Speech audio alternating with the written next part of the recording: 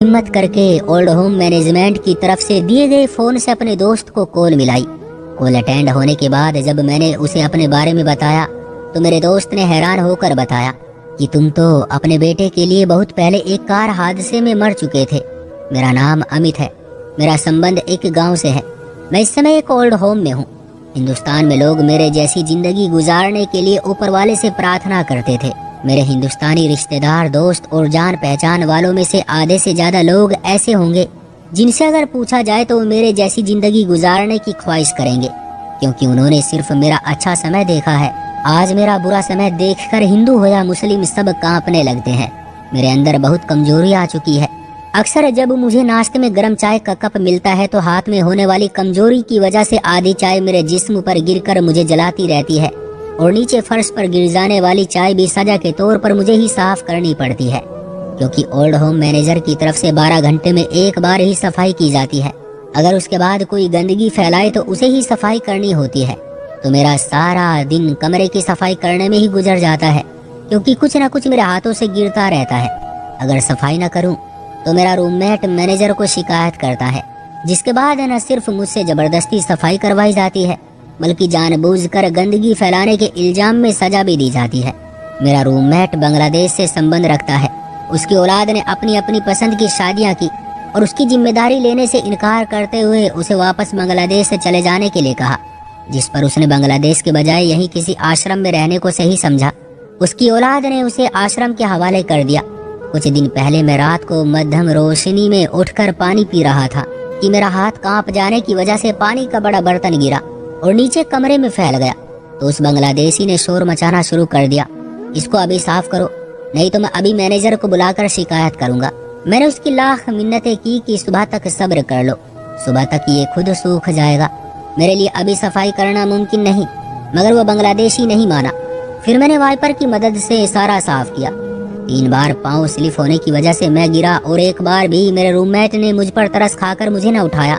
यहाँ तक कि मैंने फर्श तो साफ कर दिया मगर खुद उन्हीं कपड़ों में बिस्तर पर सो गया जो कपड़े गिरने की वजह से भीग गए थे। और इसके कुछ दिन बाद ही उस बांग्लादेशी ने मुझसे सवाल किया था, तुम तो कहते हो कि लोग तुम्हारे जैसी जिंदगी गुजारने के लिए ऊपर वाले से प्रार्थना करते हैं, तो फिर तुम यहाँ कैसे पहुँचे? जिस पर मैंने उस बांग्लादेशी को अपनी आप बीती सुनाई और उसे बताया कि मैंने पहले रितिका नामी एक लड़की से मोहब्बत की थी।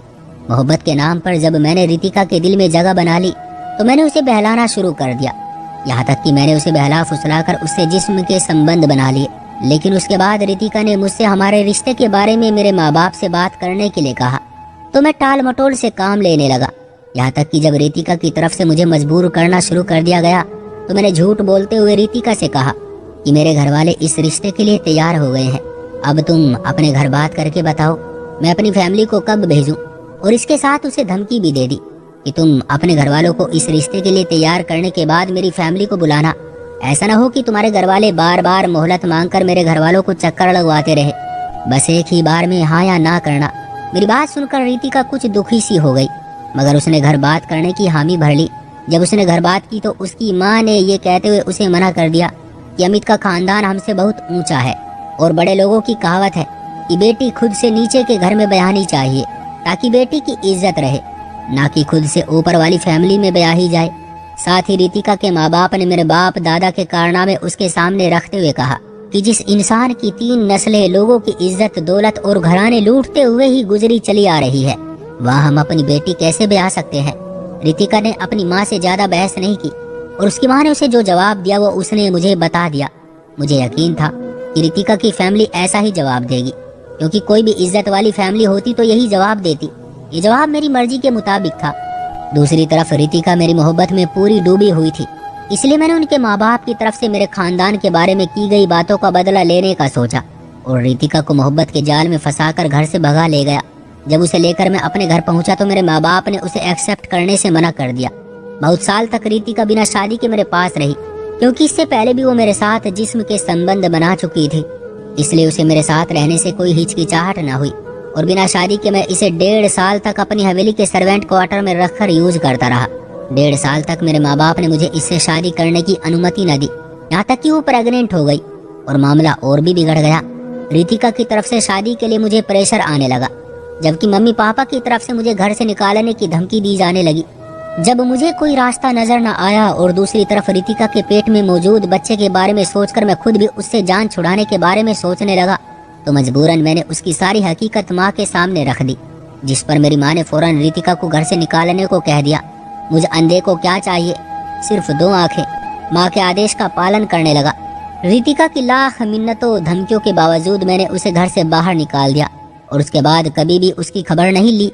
ना ही आज तक मुझे पता है कि रितिका और उसके पेट में मौजूद मेरे बच्चे का क्या हुआ। और जब मैंने रितिका पर चरित्रहीन होने और उसके पेट में मौजूद बच्चे को अपनाने से इनकार किया था, तो उसने मुझे श्राप दिया था, याद रखना ऊपर वाला तुझे दुनिया में तेरी औलाद के जरिए ही तुझे सजा देगा और तेरी औलाद तेरे लिए दुनिया में बेइज्जती और रुसवाई का कारण बनेगी, जैसे अपने माँ बाप के लिए मैं बनी और मेरे लिए मेरी औलाद। खैर, मैंने रितिका को अपनी जिंदगी से बाहर निकाला और मेरे माँ बाप ने मेरी शादी करवा दी, जिसकी सारी फैमिली कनाडा में सेट थी। मैं भी मम्मी पापा की मृत्यु के बाद सब कुछ बेचकर यहाँ शिफ्ट हो गया और यहीं अपना कारोबार बना लिया। मैंने करोड़ों रुपये कमाए और बच्चों के नाम पर कारोबार सेट किए। बहुत ही आशिकी की, बेशुमार लड़कियों से वक्त खरीदकर उनके जिस्म से अपनी हवस मिटाई। शराब जुआ मेरी जिंदगी का मकसद बन गया। मुझे बहुत ही कारोबार में फायदा होता, जिसमें से ज्यादातर पैसे मैं अय्याशी पर उड़ा देता, बाकी बच्चों पर खर्च कर देता या बच्चों के नाम पर किसी कंपनी में लगा देता। मेरे बच्चे पैदा होते ही करोड़ों रुपयों के मालिक थे। यहाँ कनाडा के आसपास के लोग और हिंदुस्तानी भी मेरी किस्मत पर गर्व करते थे, लेकिन यहाँ के बाद वक्त पलटा खाता है। मेरी औलाद जवानी की चौखट पर कदम रखती है और मैं बुढ़ापे में दाखिल हो जाता हूँ। मेरी औलाद अपने बॉयफ्रेंड गर्लफ्रेंड के साथ इतनी बिजी होती है कि अपने नाम पर हुई सारी जमा पूंजी डुबो देते हैं। इसी दौरान मेरी पत्नी की मौत हो जाती है, तो सरकार की तरफ से हमें कुछ फंड मिलता है, जिसमें एक कंपनी में लगाना चाहता था, मगर मेरा बेटा कारोबार करने के नाम पर वो पैसे मुझसे ले लेता है और शराब जुए में उड़ा देता है। यहाँ तक कि मेरी बेटी घर में से अपना हिस्सा बैंक के पास गिरवी रखकर कर्ज लेकर अपने बॉयफ्रेंड को दे देती है, जो कारोबार शुरू करता है, और कारोबार में कामयाब होने पर मेरी बेटी को छोड़कर दूसरी लड़की से शादी कर लेता है। जब वो मेरी बेटी को छोड़ता है तो मेरी बेटी के पेट में उसके बॉयफ्रेंड का बच्चा होता है और आज भी मेरी बेटी सिंगल ही जिंदगी गुजार रही है। अपनी बेटी को देखकर मुझे रितिका याद आती है। मैं सच्चे दिल से माफी मांगता हूँ, मगर फिर भी मुझे चैन नहीं मिलता। मेरे बेटे ने मुझे एक आश्रम के हवाले करके घर को बेचकर जुआ खेलना शुरू कर दिया है। कुछ दिन पहले ही मेरे एक दोस्त जो कि दूसरे शहर में रहता है, उसने मेरे बेटे से कॉल करके मेरे बारे में पूछा तो मेरे बेटे ने बताया कि बाबा का स्वर्गवास हो गया था। मेरे इस दोस्त ने हिंदुस्तान की सारी कम्युनिटी में मेरी मौत की खबर फैला दी।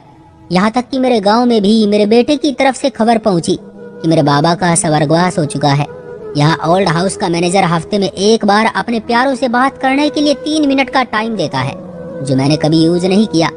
आज पता नहीं कितने सालों बाद मैंने अपने बचपन के एक दोस्त को कॉल की, जो आज भी वही गांव में ही रहता है और फर्नीचर का काम करता है। जब मैंने उसको अपने बारे में बताया तो उसने हैरान होकर मुझे बताया कि तुम्हारे बेटे के लिए तुम कब के मर चुके हो, जिस पर मैं और कुछ न कह सका। वो फोन वापस साइड में रख कर रोने लगा। मेरी कहानी सुनकर मेरा वो रूममेट मुझसे हमदर्दी करने के बजाय मुझसे और भी ज्यादा नफरत करने लगा। पहले तो वो फिर भी खाना खिलाने या बाकी कामों में मेरी मदद कर देता था, मगर अब वो भी नहीं करता, जिसकी जिंदगी पर उसके जानने वाले लोग गर्व करते थे, मेरी जैसी जिंदगी गुजारने की ख्वाहिश रखते थे। आज वो लोग मेरा अंजाम देख ले तो वो भी सबक सीख ले और मेरे जैसी जिंदगी गुजारने से परहेज करे, क्योंकि जालिमों के लिए ऊपर वाले की पकड़ है। बेशक जुल्म का बदला होता है, इलाज नहीं। क्यों दोस्तों, सही कहा ना मैंने? आपकी क्या राय है इस कहानी के बारे में? कमेंट करके हमें जरूर बताएं। वीडियो को लाइक करके चैनल को सब्सक्राइब कर लीजिए। मुझे दीजिए अगली वीडियो तक इजाजत, तब तक के लिए धन्यवाद।